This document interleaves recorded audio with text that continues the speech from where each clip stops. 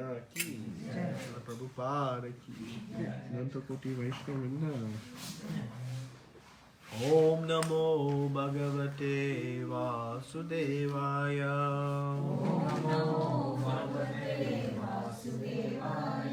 Om Namo Bhagavate Vasudevaya.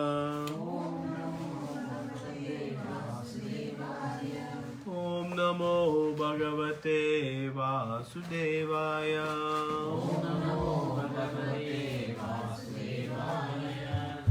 Om Jnana Timirandasya Jnananjana Shalakaya Chakshurum Militam Yena Tasmai Shri Gurave Namaha. Shri Chaitanya Manobishtam Stapitam Yena Bhutale Swayam Rupa Kadamayam Dadati Swapadantikam Vandeham Shri Guru Shri Uta Padakamalam Shri Gurun Vaishnavamsha Shri Rupam Sagajatam Sahagana Raghunatam Vitam Tam Sajivam Sadvaitam Savadutam Parijana Saitam Krishna Chaitanya Devam Shri Radha Krishna Padan Sagana Lalita Shri Vishakan Vitamscha Hey Krishna Karuna Sindhu Dinabandhu Jagatpate Gopesha Gopika Kanta Radha Kanta Namostute Tapta Kanchana Gaurangi Radhe Vrindavadeshwari Rishabhanu Sute Devi Pranamami Hari Priye Vancha Kalpa Tarubhyasya Kripa Sindhu Bevacha Patitanam Pavanebhyo Vaishnavebhyo Namo Namo Namo Vishnu Padaya Krishna Prastaya Bhutale Srimate Bhakti Vedanta Swami Niti Namine Namaste Saraswate Deve Gauravani Prasarine Nirvishesha Shunyavadi Paschatya Deshatarine Jai Shri Krishna Chaitanya Prabhu Nityananda Shri Advaita Gadadara Shri Vasadi Gaura Bhakta Vrinda Hare Krishna Krishna Krishna Hare Hare Hare Rama Rama Rama Hare Hare.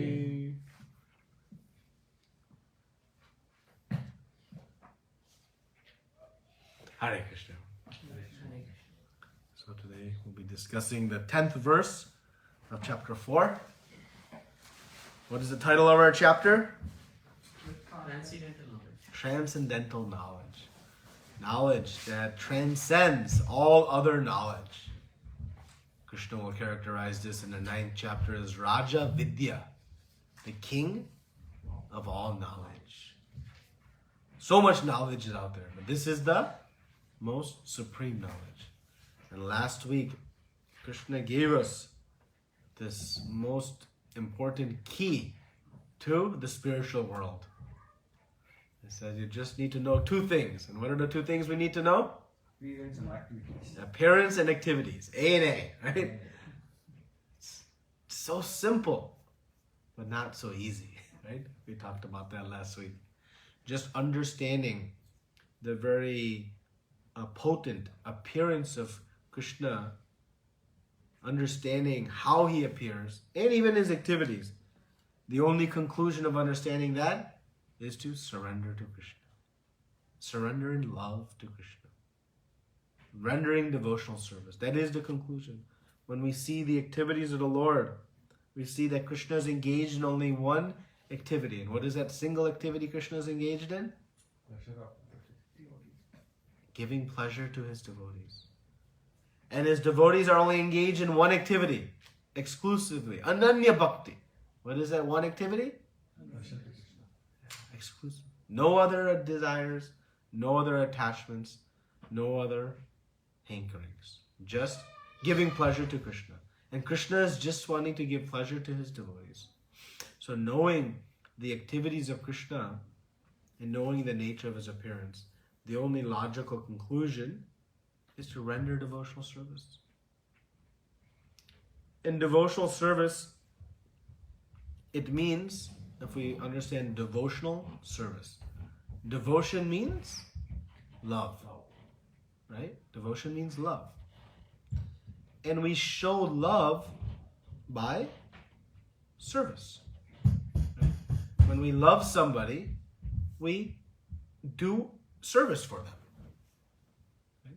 So we don't go to the office and do service for love.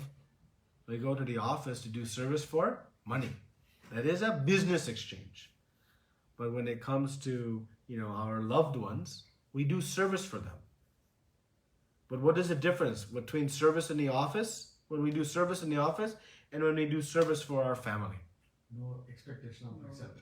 No expectation in return. We're not doing it to get something back. We're simply doing it out of our love. Right? No expect. But the office, do we do without any expectation of something back? No. We want prime consideration, right? That's not love. So bhakti is devotional service. It is service that is an expression of our love. Of our love. And why do we show so much love to our family, our loved ones? Because of attachment. Because of attachment. And how we became attached to them. Close relationships. And we have some interactions, right? Some experience, some knowledge. And we are bound together. What are we bound together by? Our lineage. Right? So there's a bond. So that bond, that relationship, that knowledge of each other, it brings about love. We don't have to work at it, do we? No. It just happens naturally. Right? When child emerges from the womb of mother, immediately there's love between child and mother. Mother doesn't have to think, okay, let me meet this child and understand it's really, then I'll decide if I'm... No, it's instant. Right? Because there's a bond. A uniqueness, right? So, but we know the nature of this bond is temporary or eternal? Temporary. It's the harsh reality. Yeah. I realize that. But it's temporary, right? How many mothers and fathers we have had? Millions. So that is the temporary nature, right? But our relationship with Krishna is eternal. Now, is there a bond that we have with Krishna? Yes. What type of bond? It's eternal. It's eternal. But how are we bound with Krishna? So we're bound in our family through blood lineage, right? Yeah. Part and parcel of Krishna. We're part and parcel of Krishna. Just as our offspring are part and parcel of us from a material standpoint, right? We are eternally bound with Krishna because we are His children. That's why He says, Aham bija pradaha pita. So we're bound by Him, with Him, right? So that love that with Krishna, then we should realize, just as love with family emerges naturally, our love with Krishna is also, it's the natural position of the soul. Being part and parcel of Krishna, we have natural love for Krishna. Right? So this is nothing new to discover. But how come we are not feeling that love? Anarthas, false ego. It has become covered. Just like when two family members are distanced and have not seen each other a long time, they forget they even exist. That love is not there.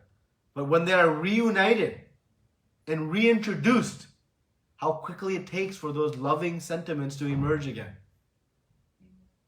Immediately. Right?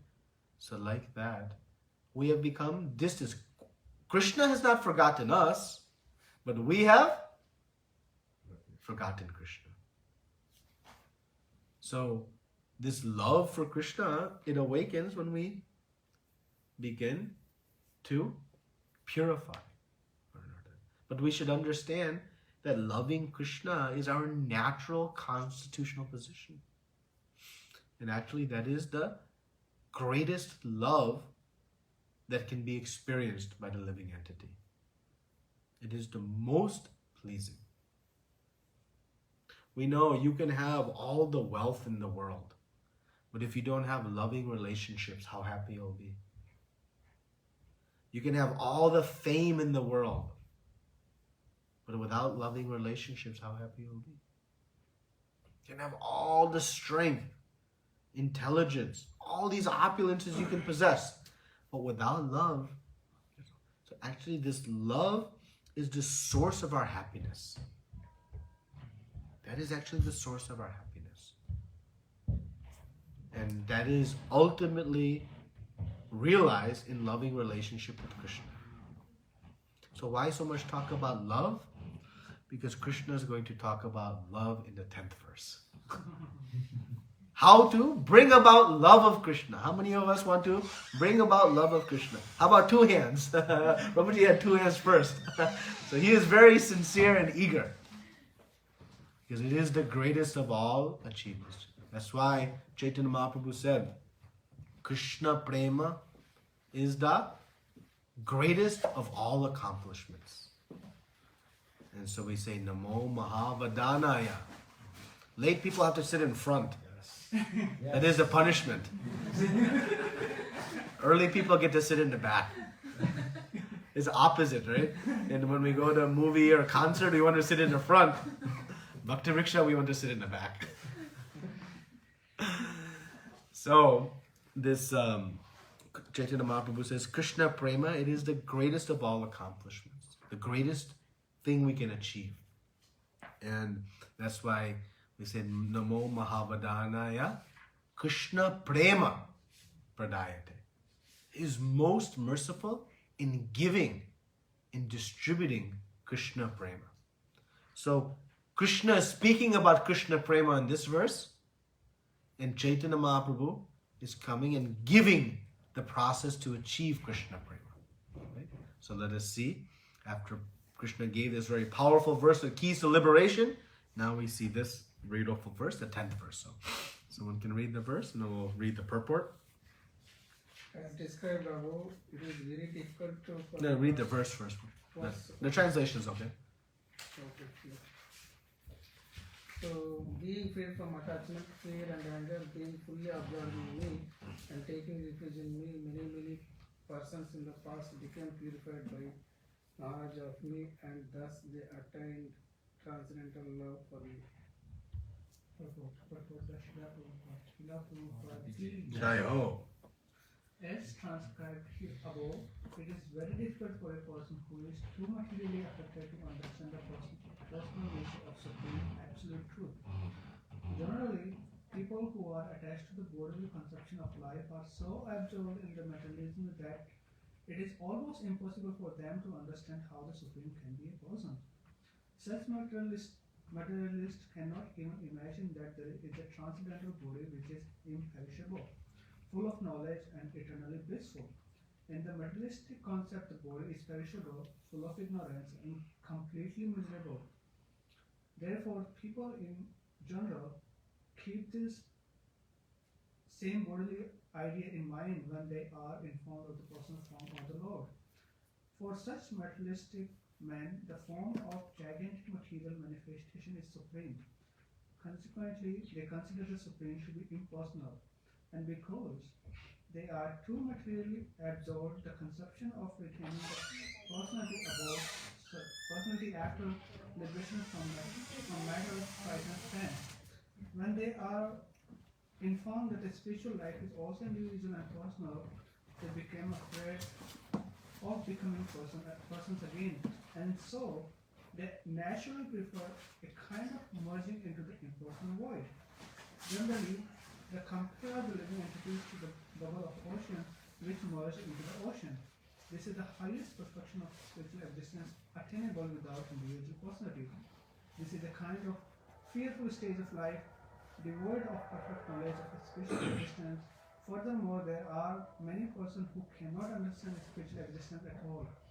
Being embraced by so many theories and by contradictions of various types of philosophical speculations, they become disgusted or angry and foolishly conclude that there is no supreme cause and that everything is ultimately void. Such people are in a diseased condition of life. Some people are too materially attached and therefore do not give attention to spiritual life. Some of them want to merge into the supreme spiritual cause, and some of them disbelieve in everything, being angry at all sorts of spiritual speculation out of hopelessness. This last class of men take to the shelter of some kind of intoxication, and their affective hallucinations are sometimes accepted as spiritual vision.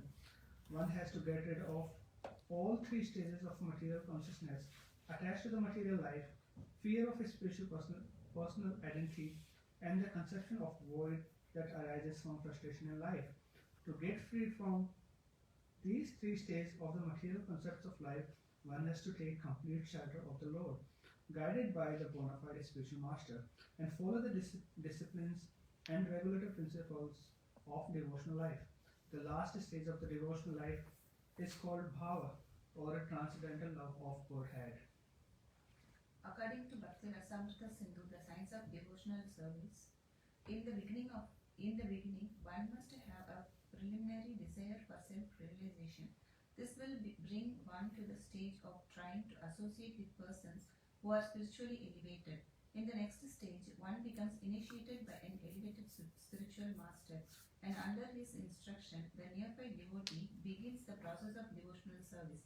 By execution of devotional service, under the guidance of the spiritual master, one becomes free from all material attachment, attains steadiness in self-realization, and acquires a taste for hearing the absolute personality of Godhead, Sri Krishna.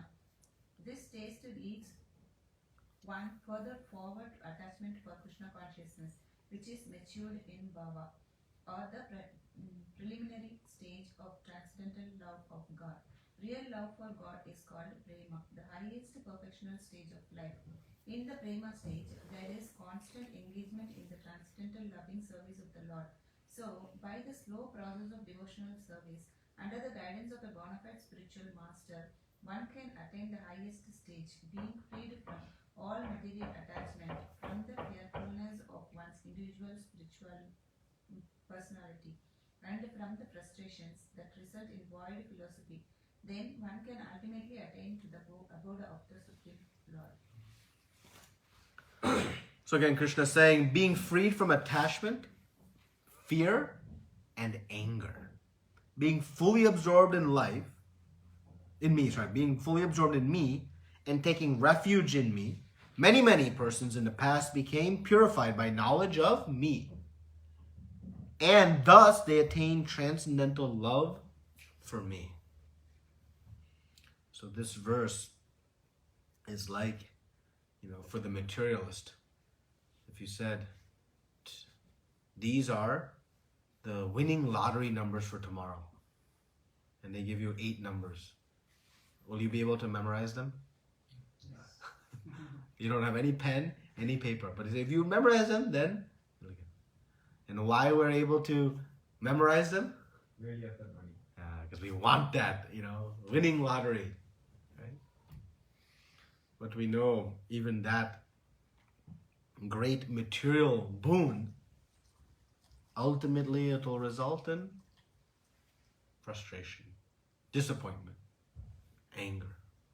Actually, studies have been shown over 50% of lottery winners, they have one desire. And you know what that desire is? Get more. Want that one for me. They wish they never had it. Oh, really? They wish they never won it. Over 50%. Because with it comes so much trouble. We think it's like bliss, right? I don't have to work anymore. Bye-bye office. Bye-bye this. But actually, it creates so much stress. And the main source of stress, family and friends. It tears apart relationships because of greed. Oh, greed. Greed. Not enough for me. You did this for them and not for me. And like this, people realize, you know what, I was better off simple without it. This is how difficult. And we see this with really so many material things, right? People, I want to be famous one day. And then when you're famous, what do you want? I just want to walk down the street and not have anybody bother me. You know, it happens, right? Yeah. We don't know, but we can appreciate that, you know. Or, you know, I'm so strong. You know, I have this great strength. And then someday we just wonder, you know, everybody asks me to lift the things and do this. I just wish I had the simple body so nobody would ask. You know, when somebody is moving, they call me. You know, but like this. So we get these things, but we realize it's not exactly what we thought it was.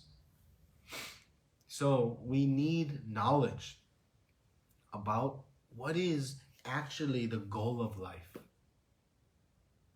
Because we know when we were children, the goal of life was to play all day long. Right? That was the goal of life. Like this would be the... And if I had unlimited candy, then that'd be perfect. But is that a mature goal of life? No. Yeah, they're still growing up, right? So and so what do mother and father do with that child? Give them knowledge. They give them knowledge. They train them. They teach them as they grow up how to understand the goals of life. But actually, as adults, we are like children in reality because we don't know the goal of life. What have we established before coming to Krishna consciousness is the goal of life? Eat nicely, sleep nicely, mate nicely, and defend nicely. That's it. If I have to be blunt, that's what we define as success. Right? That is the goal of life. But we know that is the goal of even all the animals. So then how are we actually any different if that becomes our goal of life? But that's what we know, right? Until we come to get this transcendental knowledge, this higher knowledge. Because if we see all the knowledge in the universities, all the knowledge in the libraries, all the knowledge in society, it simply is teaching this: eating, sleeping, mating, defending. That's it. Maybe in sophisticated ways, maybe in enhanced ways, but at the end of the day, that's it.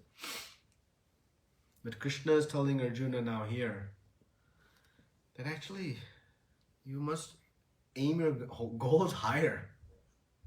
And what do we define by higher? Something that'll give you even more happiness, more pleasure. Because we just discussed all these material things, ultimately they'll not give us the happiness we want. So what is the best opportunity for the soul? What is the best thing that we can acquire? Krishna Prema. Krishna Prema. That is the absolute highest achievement. The pinnacle. From there is nothing else. So how to get it and how to find it, we want to know, right? If somebody says, hey, there's a treasure buried there, we want to know how to find it, where to get it from. So Krishna is giving us the roadmap. And he's going to continue to speak, particularly in the chapters 7 through 12, how to awaken this love. So Prabhupada's giving us some very beautiful content here. So, but the summary of it is that it takes our relationship with Krishna. Right? We talked about why families love each other. Love. Why they love each other. Relationship. And Attachment. attachment. And there was one more thing we talked. Connected to the meaning. Connected. There's a okay. And knowledge. We know something about each other, right? So that's how we have this natural tendency. So like that, we are connected to Krishna as his part and parcel. We are his part and parcel. And we have this deep relationship. So just as it's natural for family members to gather and love, there's no, effort required. Our relationship with Krishna and our love with Krishna, that is the natural position of all of us, being his part and parcel. So it's not something we have to go find somewhere else. But where is that love residing?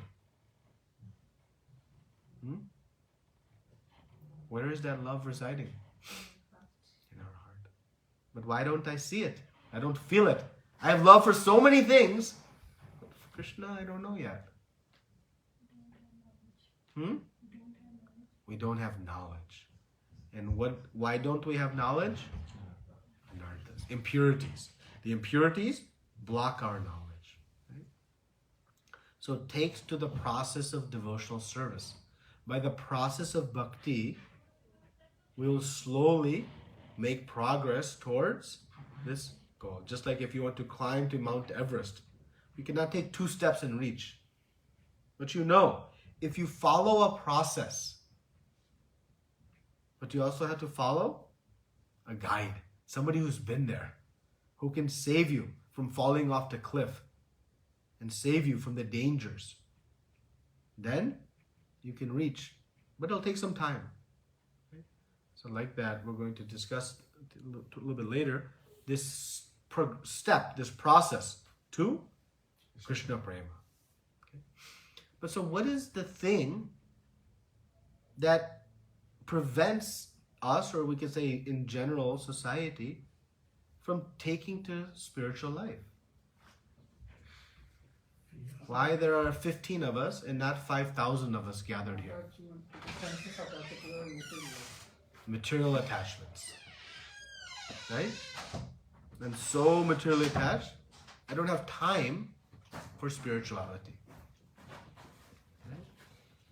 And when the materially attached person, they are so absorbed, how do they think of Krishna? Prabhupada writes in the beginning of the purport, first page of the purport. So what is their view of Krishna?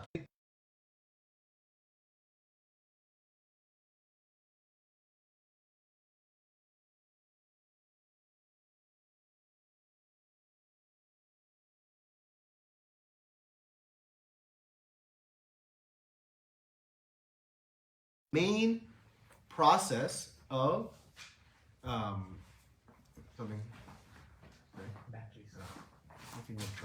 this is the main process or the main obstacle for us. Acknowledging that there is somebody supreme to us. Because what is my desire? If I'm in the position of false ego, I want to be supreme. Sorry, that position is taken. That is taken. So the false ego leaves it. So they go even further then. That they say, okay, they even beyond this material world is nothing. They deny the existence of everything else. They say it doesn't exist. Because they cannot accept that somebody is supreme. So this pride is what leads one to reject spirituality and attach to all the material ways of life. Even though repeatedly they're experiencing the difficulties of material life, but still due to this pride. So this is their nature. So Krishna says attachment, fear, and anger. Right? How many of us would like to be fearless? All of us? How many of us like to be free of anger? Right? As I always say, how many of us would like to live in a world that is free of anger? And free of fear? How beautiful and amazing would it be? Right? If all of society, if Troy, Michigan was the only city in the world that had no fear and anger, how property prices would rise. Right? We would have 10 people living in every home. Right? Because it's so desirable. Right? So Krishna is making a nice, important statement here. What is the source of our fear and anger? Attachment. What kind of attachments? Material attachments. Material attachments will always result in fear and anger. Why? Let's take each one at a time. Why does material attachments lead to fear? Because you think that you lose someday. I think I'll lose it someday. I know I will. I know I'll lose it. Why do I know I'll lose it? It's temporary. I know it. If I attach to my wealth, what is my great fear? When I'm going to lose it. I'm going to lose it. And if I'm convinced I'll never lose it in the stock market, I'll never lose it in another bad business venture, I'll never lose it gambling, or I'll never lose it from underneath my mattress. When am I assured that I'll lose it?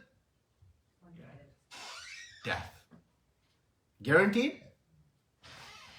Guaranteed? That's why we fear death. Why do we fear death? Because we lose things that we are attached to. So this material attachment, it always results in fear, whatever it is. If I'm, if I'm Miss Universe, I'm so beautiful. I know that's hard to imagine, but I'm so beautiful. What is my fear? When I'm going to lose that thing. I have anxiety. Is that a wrinkle? I go buy some ointment, apply, right? Trying to preserve. Then the hair grows gray. All right? Because I'm going to lose it. If I'm some, championship fighter, I have the belt, right? I'm the champion of the world. What is my fear? I'm going to lose it. Come and take the position. I'm going to lose it. Someone's going to take, right? So whatever we acquire, we work so hard to acquire it. And when we get it, we can't even fully enjoy it because we're fearful of losing it. What kind of formula is that? Right? It's just like, we work so hard and we get to go on vacation. And then what do we fear? It's going to end. It's about midway through that time. 3 days left. 2 days left, 1 day left. I have to go back to the office, back to the house, back to this cold, whatever it is. So even in the midst of our enjoyment, so this material attachment is full of fear. It's clear? Any material attachment we can have that won't end in fear?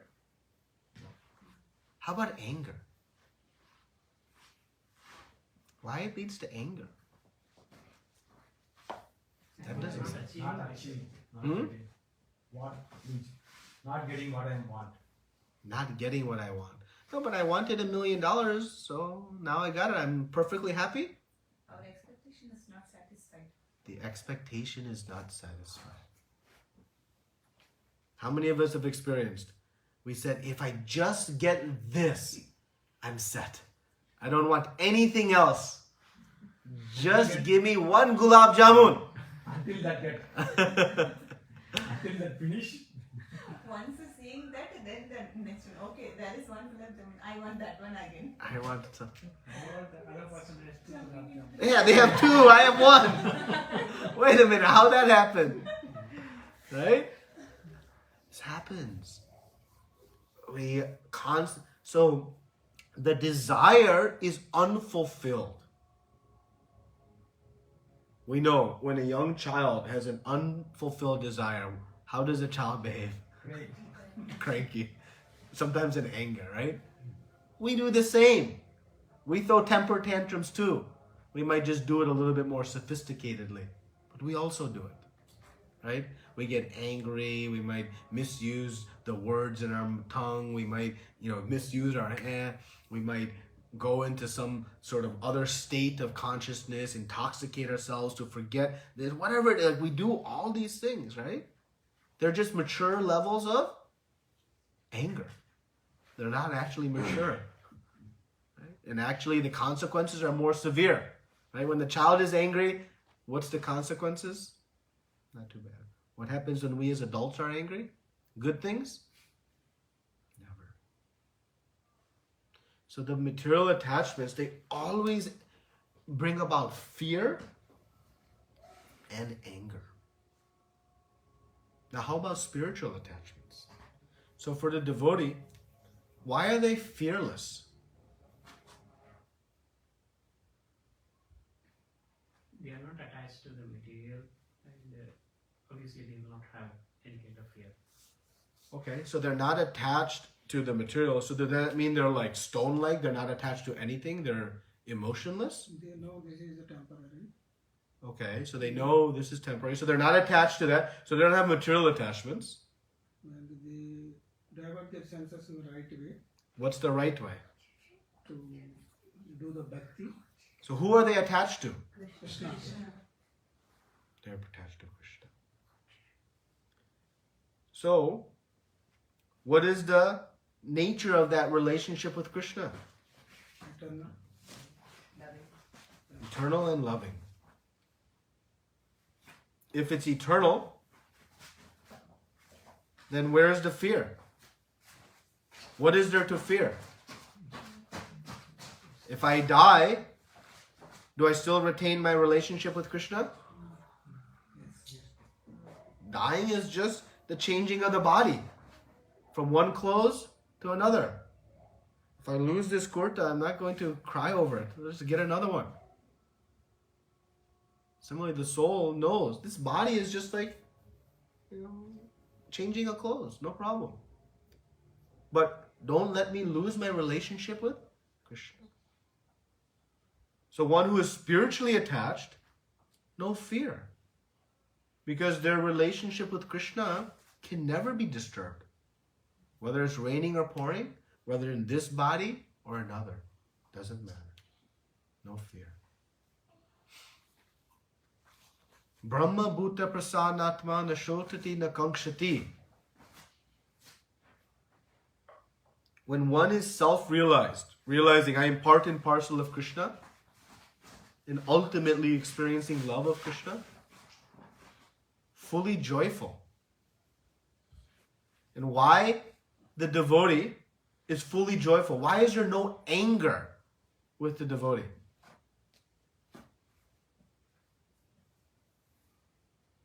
They surrendered to Krishna.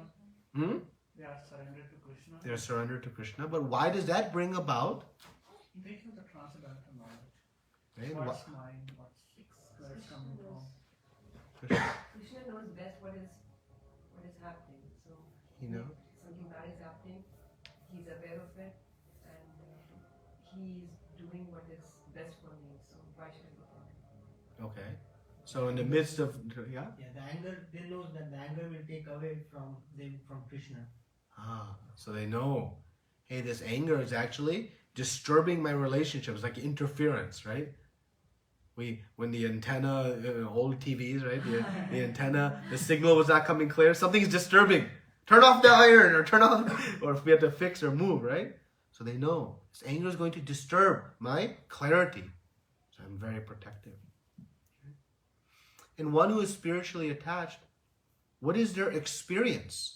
So we said, when you're materially attached, we know the experience is frustration, dissatisfied. What is the experience of one who is spiritually attached to Krishna? What is the experience? Fully attached. Eternal Bliss, bliss. happiness, full happiness. And why? Because Krishna is the source of all happiness. And because I am spirit soul, if I try to get happiness from matter, it'll never satisfy me. Because spirit and matter don't mix. Just like oil and water. They don't mix. Oil mixes with oil, water mixes with water. So I am spirit. I must mix with Supreme Spirit. That's the only way my happiness will be satisfied. So Krishna says, Brahma bhuta prasanatma nashotati nakangshati. When one is fully self-realized, there is no lamenting and no hankering. the billionaire is still hankering. What are they hankering for? More. More wealth. And the billionaire is also lamenting. What is he lamenting? Who is going to settle? But the spiritualist, no lamenting and no hankering. No hankering because everything is fully satisfied. We know when you're very hungry, you're hankering, right? What are you hankering for? Food. But when you have fully eaten to the point where you cannot eat anymore, you have any hankering? You're fully satisfied. That is bhakti. Bhakti is that state of complete satisfaction and full bliss and happiness. That is why no lamenting, no hankering. So there's no anger. Anger results from some unfulfilled desire, incomplete experience. I want something and I only got this. That gap represents anger. But in bhakti, I want this, and what do I get? Many times more. Even more than we can comprehend. So this is why the spiritually attached person, no fear. And no anger. The materially attached person, full of fear and full of anger. Ultimately. There may be moments of satisfaction, right? But ultimately it'll experience. So this freedom from attachment and fear and anger, they come connected. When I become free from attachment materially, now I want to talk about this 3 steps of how this leads to love of Krishna. If this is the greatest of all things, let's understand how these are all connected. So I'm free from free from material attachments, then I must be absorbed in what? Krishna. Right? Now, I can only be absorbed in something if I have what? I need something in order to be absorbed in it. Huh? Love and attachment. Love and attraction. But before that can manifest, knowledge. I need to know what it is. Right? If somebody says, Hawaii is great, is that sufficient? What do we want to know? Why? What's there? I need knowledge about what's great about it. When I obtain knowledge about it, what happens in my heart? Attraction. There's an attraction, a desire. And ultimately the desire becomes so strong, I achieve it. Right? So when I'm free from material attachments, I become absorbed in Krishna. And that absorption, Krishna says, many persons past became purified by knowledge of me. So by knowledge of Krishna, we realize, this is what is attractive. Ultimately, why the materialist is not attracted to Krishna? It's not because they have a different taste. They just don't have knowledge. Simple. With knowledge, because Krishna is all attractive. He's all attractive. Everything else is relatively attractive. Right? But Krishna is attractive to all. So, the knowledge is what leads to our absorption. Right? I can only be absorbed in something if I have knowledge of it. If I just say love God, that's very hard. I need to know, who is God? What does he do? What does he think of me? What is our relationship? What is the nature of that? I need to know. And where do I get that knowledge? Shastra. Not my own speculation. I think Krishna is like this. I think Krishna is like this. I think this is supreme. I think that is... No. What I think, what anyone thinks, is irrelevant. What matters is what Krishna, the supreme source of all knowledge, says. So, free from material attachment leads to absorption in Krishna, fueled by knowledge. Now, when I know about Krishna, and I understand his situation, what is the only logical and end result of that? Surrender to Krishna. And what is the result of surrender to Krishna? Happiness. Happiness. Fueled by what emotion?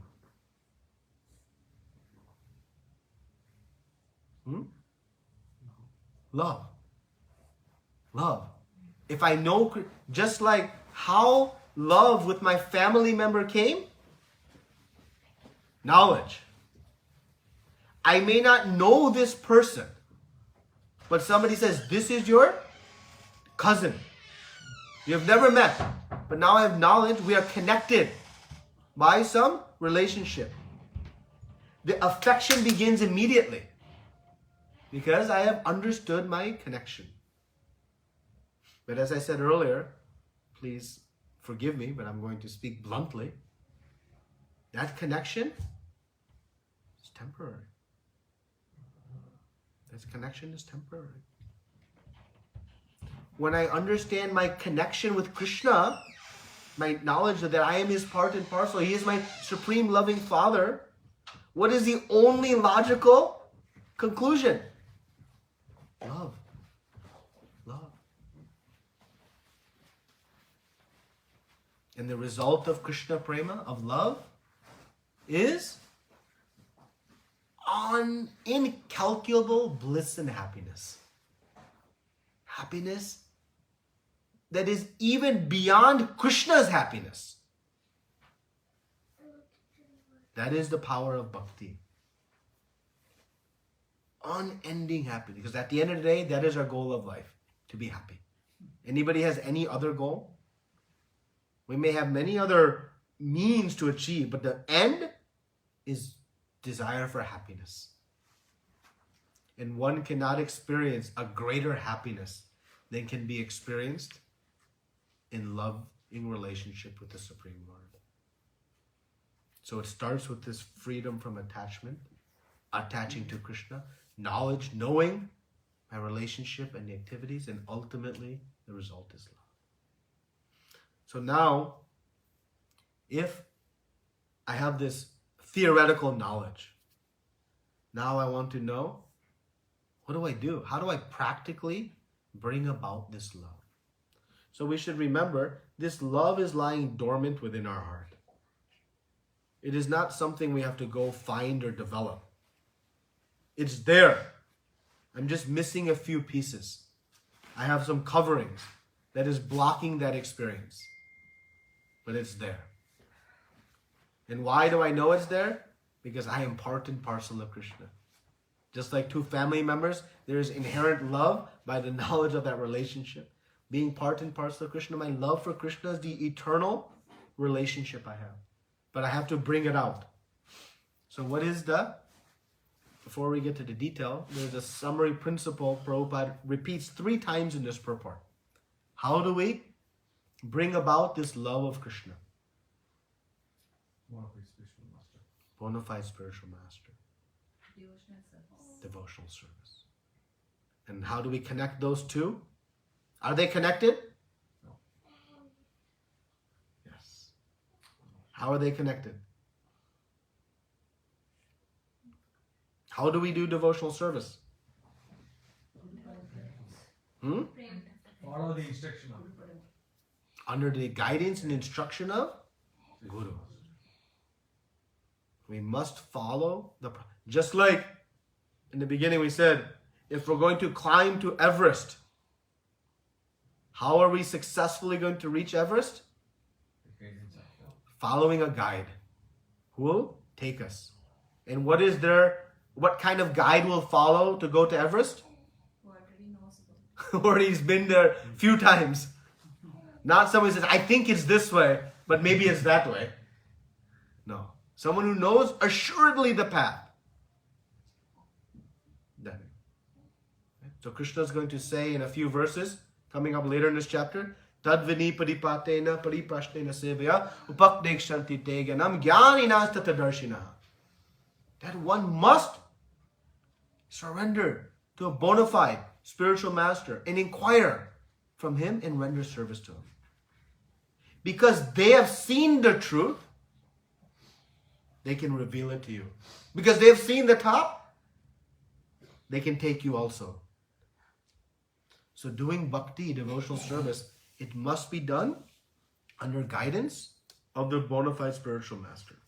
Because there is a process to bring this out. Devotional service is a process that must be applied properly. It cannot be applied sentimentally or randomly. Like anything, right? If somebody comes into the operating room and they give you a scalpel and a knife, are you ready to do surgery? No, you must follow very prescribed process to get it right. So we can acquire bead bag and Bhagavad Gita, but we must know how to apply that process. And that comes under Guru. So let us discuss now in the last paragraph, this very beautiful 9 steps. There are 9 steps from the beginning to Krishna Prema. Prema is the goal. There are 9 progressive steps and how they lead from one to the next and ultimately bring out this Krishna Prema. What time is it? I don't have a watch anymore. 8:10. 8:10, okay. So I'll wrap up quickly here. So the first step is what? What's the first step in devotional service? Hearing, that's the first process, but Self-realization. No? Shraddha, which means faith. Faith. Yeah. Right? So we have to have some faith that this is right for me. I may not have everything yet perfected, but some faith. Right? Why do we come and spend time, studying? We have some faith that there's something here that's going to help me achieve success. Right? So everything starts with some faith. Without some faith, we can't start anything. Right? You cannot even, without faith, you can't enter into a home. Why? You have faith that the roof won't fall in. If you didn't have faith, would you enter that home? No. So actually, we have faith in so many things. Every time you step onto an airplane, you're putting your whole life on faith that that person knows how to fly a plane. Did you ask them, my sir, madam, show me your credentials? Did you ask them some quiz questions? Okay, if the wind knots are coming at this direction, what degree do you open the flaps? Do you ask those types of questions? No, you just go and sit. Maybe you pray. Right? But you have faith. Right? So we need faith in all aspects of life. The materialist has great faith. I think we were discussing, or someone else, I can't remember what I was discussing. But, the materialist is working for money, right? Wealth. But their whole life, at least in this modern era, they never see their wealth. What do they see? A number. A digital number in the bank. Imagine how much faith they have in just this number. It's come so deep that we don't even think about it, right? Back in the day, we had gold, we had jewels, we had silks, we had grains, we had milk, we had things that were value. Today, we have a digital number in the bank that we hope someday won't somehow get transposed, wiped out, memory loss, computer shut down, big blue screen, something happens. We so much faith we have. So materially, we have so much faith. So spiritual life also requires some faith. But it's not blind faith. It's informed faith. Based on having some knowledge. Okay, this logic makes sense. So take some faith. Right? Faith builds or leads us to, what's the next step? No, second step. Sadhana. Which means? Getting association with good people. Association. Right? Association. My faith in spirituality leads me to associate spiritually. If I want to be a good tennis player, who do I associate with? Tennis players. If I want to be a drunkard, who do I associate with? Drunkards. Prabhupada was once asked, how do I become a good devotee? And Prabhupada said, well, if you want to be a good drunkard, you associate with drunkards. If you want to be a good devotee, you associate with good devotees. So association. Okay? And what happens in association? You can, Hmm? you can know about it. And then what? You can improve on it. Improve? Inspired. Inspired. We become inspired. We learn. We become enthused. To do what? Eat, sleep, mate, and defend? Practice devotional service. This is the third step, bhajana kriya. So faith leads to association. Association leads to us inspired. This person's chanting, I should try it. I see them there becoming happy. Let me try it. So we begin to practice devotional service. And ultimately, we render devotional service in association of who? Devotees. But ultimately, whose association must we have to practice devotional service? Guru. Which Prabhupada says, by execution of devotional service under the guidance of the spiritual master. So in the third step, one takes initiation. Formally accepts that, yes, Guru, I have faith in your instructions. And so rendering devotional service is not about, my own understanding, but is under the guidance. I may take guidance from Shastra, but ultimately guidance must come. And that instruction, when it comes from Guru, what's coming with the instruction? Mercy. Mercy. That means potency to actually do devotional service. So the potency to do bhakti, it's coming from Guru. So not only the instruction, but also the ability. So all in one package. It's a risk-free package. Because sometimes our fear is, what if I cannot follow? What if I cannot do? That we don't need to worry, because when the teacher in the classroom gives knowledge, he's not giving potency to actually write the exam, right? Just giving knowledge. We're on our own in that endeavor. We're on our own ability. Right, Rupesh Prabhu? Writing exams. As our student here. Right? That's what happened. But in Krishna consciousness, Krishna has empowered the Guru. And why he empowered the Guru? To give the mercy with the instruction? Because Krishna so eagerly wants all of us back as well. So to make the process as easy for us as possible, he asked the Guru, you give instructions and also the potency to follow them.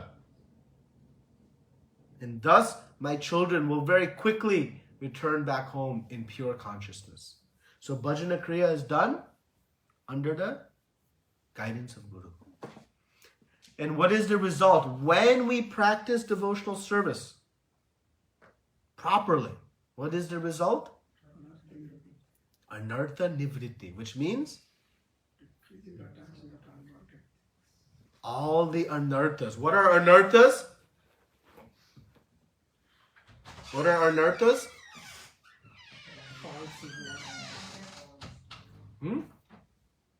I'm hearing false ego. What am I? Lust and anger. Lust, pride. anger, pride. Mataji, you had? Lust, anger, pride. So all the anarthas, they're basically unwanted things in the heart. How many of us have unwanted things in the heart? You want proof that we have unwanted things in our heart? I don't know, maybe we don't. I don't want to shock everybody. Imagine a world where I could read your mind and you could read my mind. And everybody could read each other's minds. You'll be kicked out at least. Would we have a single friend? Kicked out the home itself. Oh, you think that of me? I am saying, oh, you're my best friend. And we could read the mind of the person. Imagine the relationships we would have if everybody could see what's actually in everybody's mind. What our experience would be. It would be very scary. We'd have no friends. We'd have no love. Even our family wouldn't love us. Right? We'd be in opposite sides of the house. You like this chapati? Oh, I love this chapati. Won't happen, right? So actually, this. Mental concoction will be separated. So we have unwanted things. We have these impurities, and by devotional service only will we rid ourselves. Will not become free of this envy, this lust, this anger, pride, greed, illusion, and all these other anarthas. By some sort of, scrubbing process, meditative process, self-help process. It is by the good chanting of the holy names. That is the means to become anartha nivritti. That's why Chaitanya Mahaprabhu said, Cheto darpana marjanam. That's what cleanses the heart. So by good practice of bhakti, the heart becomes free of all of these anarthas. When the heart is free of the anarthas, just like when the garden is free of weeds, what happens to the crops? They grow very nicely, unencumbered. But when weeds are growing very strongly, what happens to the desired crops? They become. So anartha nivritti, when we become free of all our anarthas, then what happens? Nishta, which means fixed. I become fixed in my devotional service. I have removed all the other desires. When we come to devotional service, we have many desires, right? But ultimately, we're going to work to become singularly focused. Because there's only one desire that ultimately is good for us. And that is our devotional service. So when we've become free of anarthas, then we can become fixed. Right now, I'm fixed in the morning chanting my rounds. But while I'm chanting, still my mind is not fixed. It is thinking of all the other things in the day. Right? Because I'm still at it. But when the heart becomes fully purified and only Krishna is in the heart, then we'll become actually fixed in devotional service. Constant. And when we are fixed in devotional service, then what happens? Taste. Then the ruchi, the taste of bhakti comes. When we chant the holy names of the Lord, having tasted the name, so sweet, so overpowering and overwhelming, that what do we want to do? Chant it again. And the second time we chant, it's even sweeter than the first time. And so what do we want to do again? And we want to chant again and again. It's just so sweet, the experience. Because why it's sweet?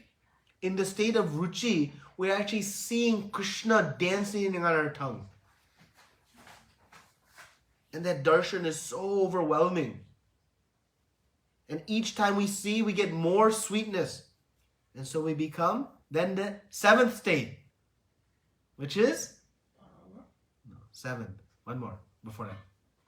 Ashakti. We become addicted, attached.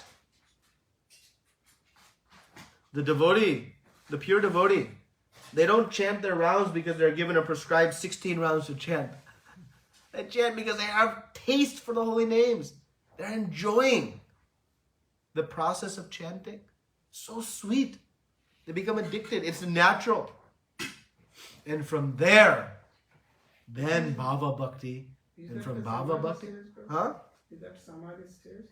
No, not necessarily Samadhi stage. But, so from there, Bhava Bhakti and then Prema.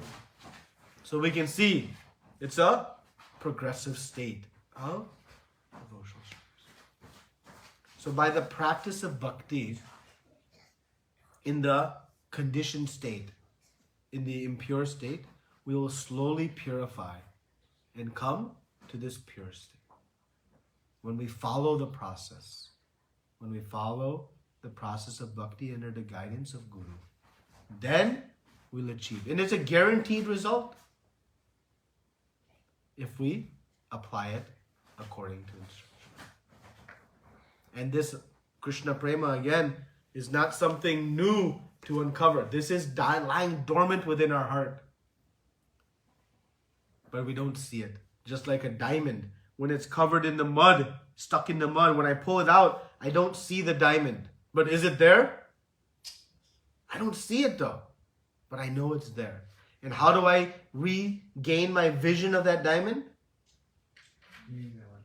I just clean the diamond. But is the cleansing of the diamond giving the sparkle and shine of the diamond? No, that's already there. Simply what's happened? It's covered. Our Krishna prayer, our love of Krishna, that is actually the inherent nature of all of us. It is lying right in our heart, but it's covered by our anarthas. So Chaitanya Mahaprabhu says we must cleanse so that Krishna prema will come.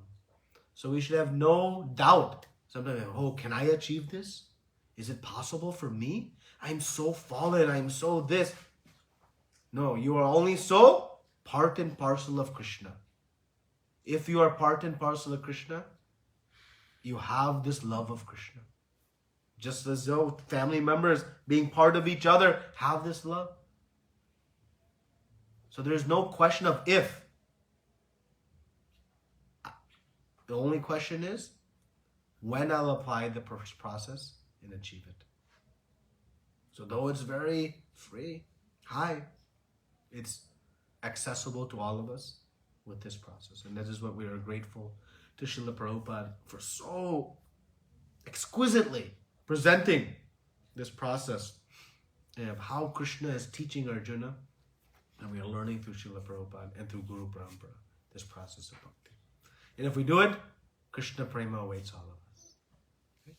Thank you very much. Srila Prabhupada ki, Nanta Koti Vaishnavinda. Questions, comments, discussion? How we know that we do some kind of faith, some kind of sadhu sangha, some kind of bhajana kriya.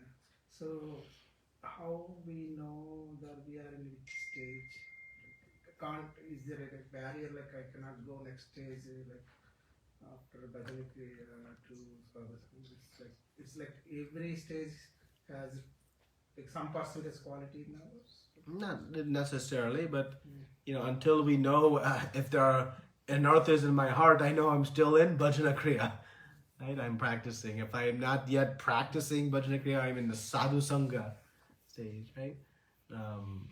But this process from bhajana kriya to anartha nivritti is a longer process. But only we make it long. Let me be very blunt and direct. I don't know, I'm in a blunt mood today.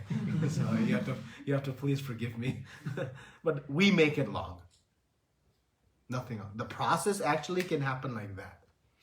But due to either our lack of faith, our lack of sincerity, dedication, whatever it is us only that is making it long. Because the process is so powerful. The holy names are so powerful. At least go to the fourth stage is not easy. Passing the fourth But stage. just stay in the process of devotional service under guidance of Guru, and you are assured success. Without it, you are assured not success. You cannot have success without it. According to Krishna, the designer of the system. That is his statement. That's why he says one must. He doesn't say one could, one should, one might want to consider. It says one must. Sometimes we do so much bhakti, right? That time we feel some detachment. Right? But again, after a few days, we'll attach the same thing what we detached. Yeah. So is it like kind of Krishna is reciprocating there to Guru Parampara or like how? We have these moments of, we feel some ecstasy, some like, this is like Krishna giving us just a glimmer to inspire us to keep going. Right? Because without it, we'll become frustrated. So we get these glimmers, a taste. You go to the holy dham and you're chanting and it's like, it's mind-blowing experience. Then we come back to our home and it's like, oh, is that this? We get these glimmers of to keep us inspired. We go to the festival, we go to the temple, Radha Kulivari's home, and it's on Janmashtami, and it's like it's just a day of bliss. You forget everything outside the world. I know those of you who are serving the deities, you know, as soon as you step on that altar and you're serving, it's like you forget everything else. And you're just in the spiritual world. And then you get out and everything comes. I'll take an avalanche. Recently, there was one new devotee has come from our Bhagavad Gita. They saw this Guru, the Purnima, Chaitanya. They saw, oh my God, this is so nice. I miss all this. When we come out from the temple, I want to do some service. After 1 week, there is service going to be added. He said, I have an office. It happens. It happens. So, you know, but we just keep doing. Keep doing. Don't worry. You know, when we were riding a bicycle, first time we read, what happened? Do we quit? We get back up, ride again. And then what happened? Fall down again. And then what do? Get up, just keep doing. Keep doing. Keep doing. And we will be successful. So probably if someone follow the 8 steps in the bhakti, for some reason he lost his body. So he has to rebirth and then he has to continue this process, or how that works for you? So in the 2nd chapter, Krishna says, in this endeavor there is no loss or diminution. Which means that wherever we stop in this life, we pick up from that point forward. So we know materially, Albert Einstein, next birth, had to learn 2 + 2 all over again. 9.2. So wherever we are, we pick up and continue from that point forward. So that means he has to rebirth. Yeah. But that's why the devotee doesn't have fear. Because they know I'm not losing. Imagine if we were going to lose all of that. Start from scratch. Yeah, then it'd be fearful. But so the devotee is calm. Doesn't mean the devotee is foolish and I don't care. No, they're practical, but they're not fearful. They're not fearful of that condition because they know my only valuable asset is my love with Krishna. Right? So these material things, okay, it's gonna go anyways. Let it be. If it's there, I'll use it. If it's not, no problem. So again, not that one is impractical, but one knows these things, we use them also in the service of Krishna. So without achieving this 8th step, Krishna Prema, you cannot go back to Guru. Yes, one must be in Krishna Prema. But Prabhupada gave the guarantee. He gave the guarantee. If you stay in this ISKCON movement under Guru Parampara and you chant your 16 rounds and you follow the 4 regulator principles, success. That's it. He didn't say you take Bhakti Shastra, you reach just these 2 things. You chant your rounds nicely and you follow the 4 regulator principles. That is sufficiently powerful. So, because Krishna Prema, the spiritual world is the realm of pure devotional service. Pure bhakti. No mixed bhakti. What else? These words in the chapter, one has to get rid of all 3 stages of material consciousness attachment to material life. Fear for a spiritual personal identity. What is that fear for a spiritual personal identity? Because Fear of a spiritual personal identity. Because the materialist is so absorbed in their material attachments that having any idea of a spiritual activity or identity is like fearful. They don't want that. Right? To them, that is like the worst case scenario. You know, like for the materialist, coming to Bhakti Riksha, no way. You know, it's such a distant. So attached materially, they actually fear that what if all this material things is gone in the whatever they deem spiritual. So then they concoct this either voidism, that nothing exists, or it's impersonal. We're just all part of something. That's, yeah. It's just lack of knowledge. That's it. It's just lack of knowledge. Fear comes from lack of knowledge, right? When it's a dark room, we're fearful of what's in the room. As soon as somebody turns the lights on, okay. We fear the unknown.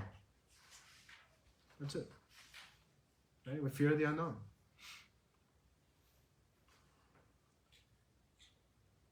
That part I didn't understand. Like, why these some of the materialists, like, when we talk about it, they're not at all interested in coming. Well, what is in that psychology? I mean, there can be many reasons, but predominantly their attachment is to something else, right? So they're attached to, again, this basically eating, sleeping, mating, and defending. And if the activities don't involve that, not interested, right? So they become very attached. So what do? Do we give up on them? No. We shower mercy, love. Somehow we engage. Okay, not come, take some prasad for them. They'll purify. Try to engage them in some service, even indirectly. Start their process of purification. Soon that knowledge will emerge. Wait a minute, what am I doing? Like it happened for all of us. Okay? So we have to share it with others.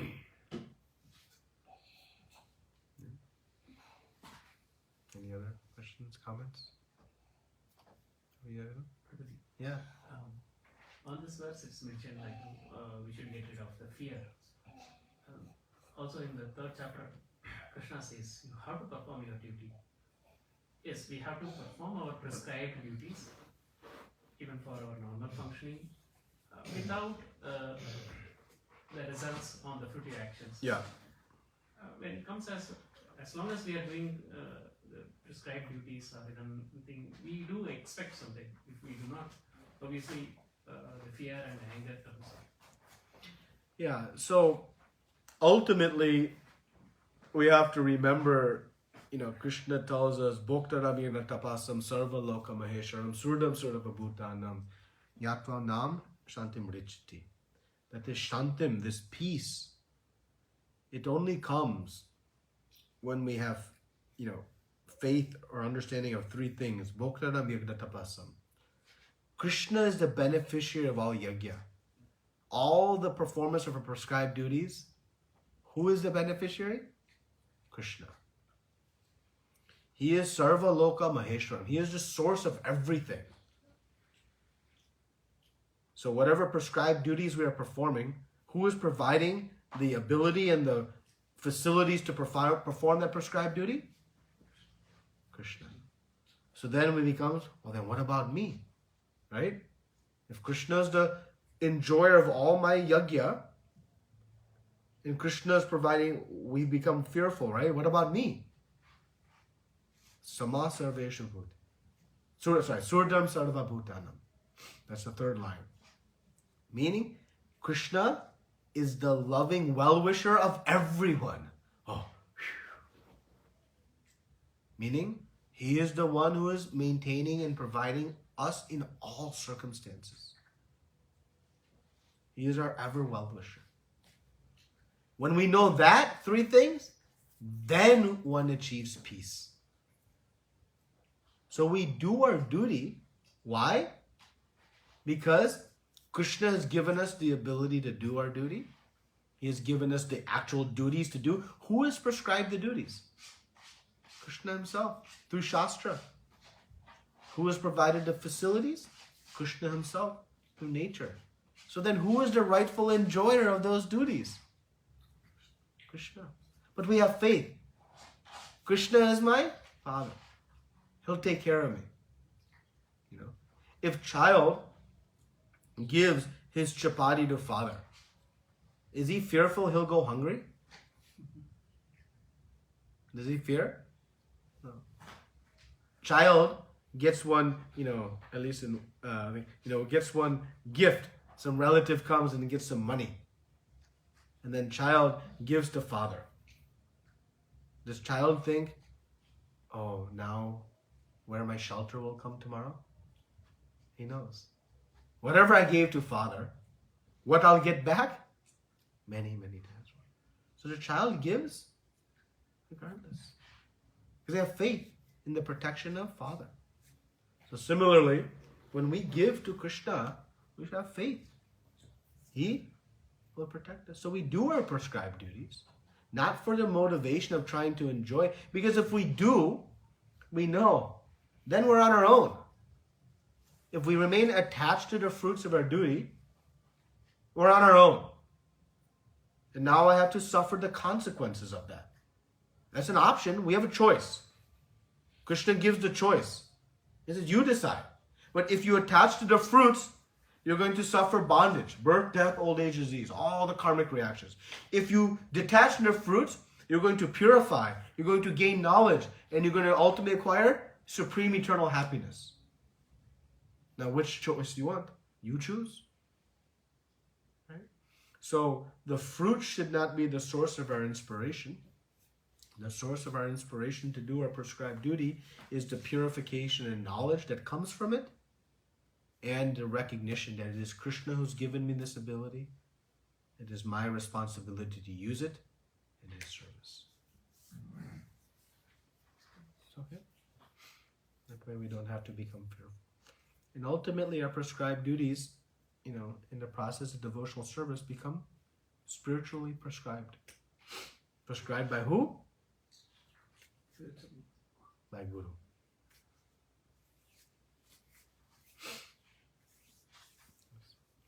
What else?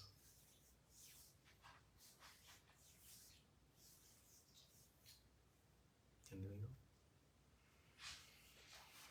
Okay, shall we chant? Srila Prabhupada ki jai, Ananta Koti Vaishnava Vrinda ki jai.